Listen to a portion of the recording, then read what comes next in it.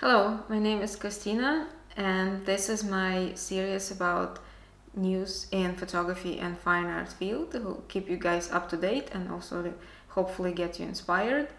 Today we're going to start with fashion photography industry reviews, and first campaign we are going to look at is Burberry's new trench campaign for spring 2020, shot by Davit Giorgadze.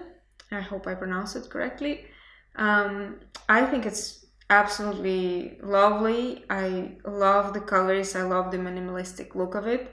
Um, I love these pops of color, like this burnt orange stockings she's wearing, or this, very clean kind of lab-like backdrop, which is, I guess, is the factory where the clothes are being produced. Um, Again, very simple and clean. Could be shot in a studio, but look at this really soft lighting. Very, very classic looking, but at the same time, if you look at the hair and makeup and the way it's styled, it's actually very, very contemporary. So I like this combination of classic versus or and contemporary.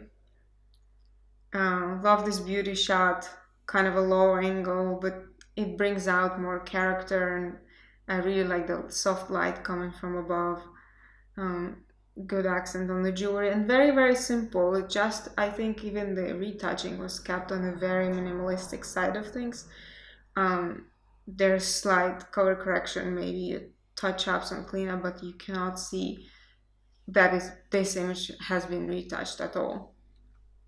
And one last shot from this campaign, which I also really like the prop element of it. Such a good find. I don't know if they brought it into the studio or it was actually shot on that location, but it tells a very interesting story, and it's so unusual, and I really like it. It sort of gives me a appreciation of the craft actually. And the model is quite simple. There's not too much direction.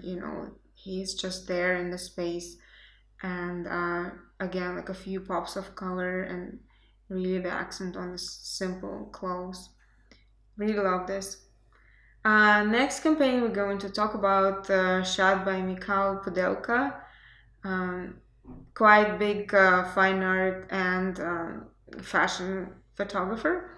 This is campaign for Charles and Keith, Spring Summer 2020. And if you are familiar with Pudelka's work, he loves playing with multiple characters with sort of like different illusions and repetitions and rhythms in his images, and they're always quite playful, sometimes with colors, sometimes with shapes, sometimes both. So I think he sticks to his original style, which is great, and which I think that's why he was hired to do this campaign. It looks like it was shot on location, but it still looks quite surrealistic. So I don't really know if it was really shot on location or those were just sky backdrops, but it looks beautiful and it looks like a natural light or some very, very soft light coming from above, which could have happened on an overcast day.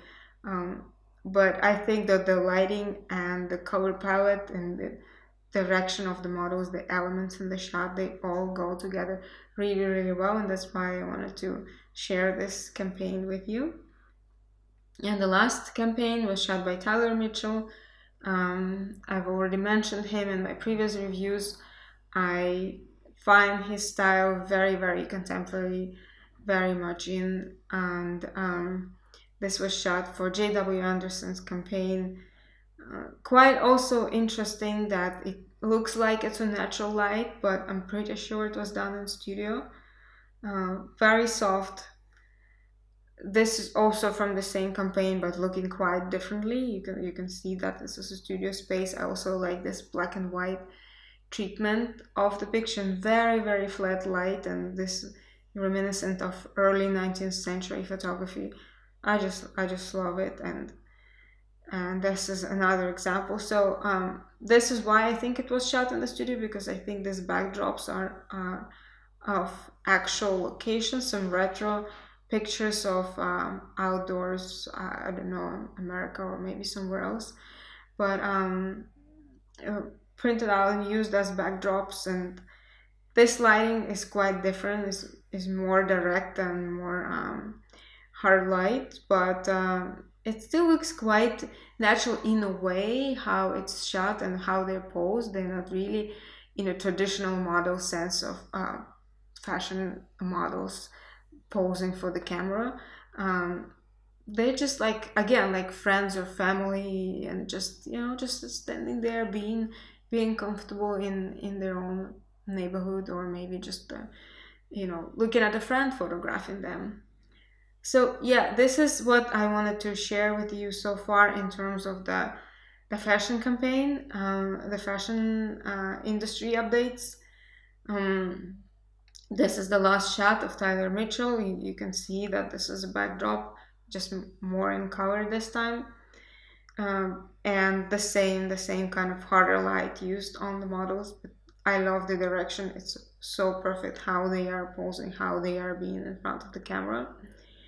So yeah, I hope you get inspired by this. And another news now from fine art industry, we are going to take a look at my favorite website,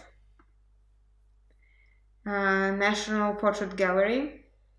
So this is not something that is going on currently right now, but I think if you have some time in your hands and you want to kind of educate yourself on, and get your visual vocabulary developed, you can take a look to get inspired at some images here. They have 20th century portraits on display.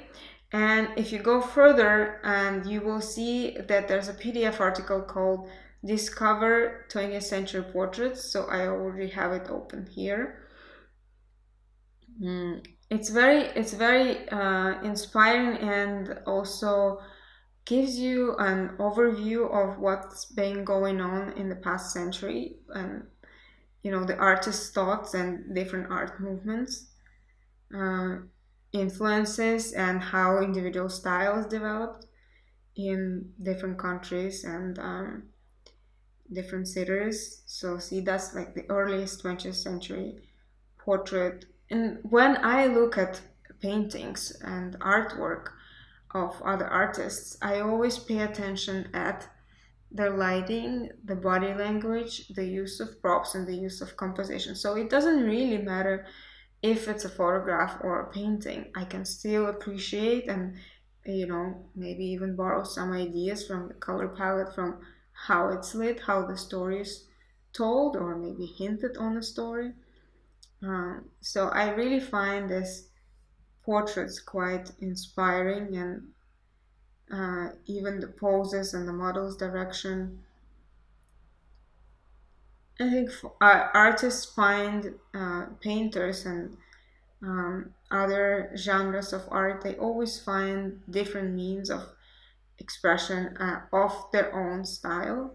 And it is wider sometimes than photography means of expression. So uh, that's why I think it can really be helpful in broaden your approach to how you see your shoots, how you pose your sitters, or how you light.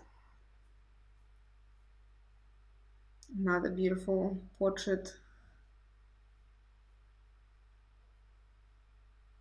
So yeah, definitely lots of character, lots of inspiration here. Even maybe an inspiration for your post-production. If you want to make your images more softer or more colorful, give it more painterly effect, this is all available to you. Now there's so many tools, Capture One, obviously, and Photoshop, of course, that allow you to, take your still image into a different world, different dimension, different color palette. So I hope this is quite inspiring to you, and thank you so much for watching. Please like and subscribe, and also check out my other channels on YouTube and IGTV. And if you would like to support me, subscribe to my Patreon channel. Thank you.